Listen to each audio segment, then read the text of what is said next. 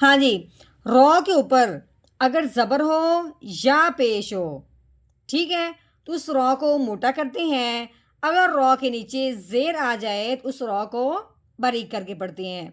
ये तो तब की बात है जब रॉ के ऊपर ज़बर ज़ेर पेश होगी, लेकिन अब रॉ के ऊपर क्या लगी हुई है? जज़म, तब ये रॉ साकिन हो गया।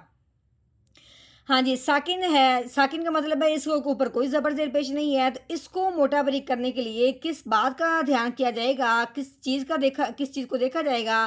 तो इसको समझने के लिए हमने जाना है पीछे। रॉ से पिछला हरफ कौन-सा है? ता है।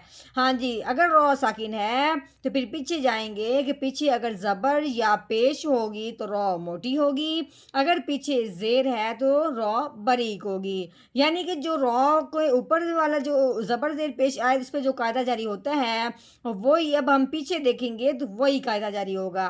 पीछे ज़बर पेश है, रॉ मोटी होगी, पीछे ज़ेर है तो रॉ बारीक होगी।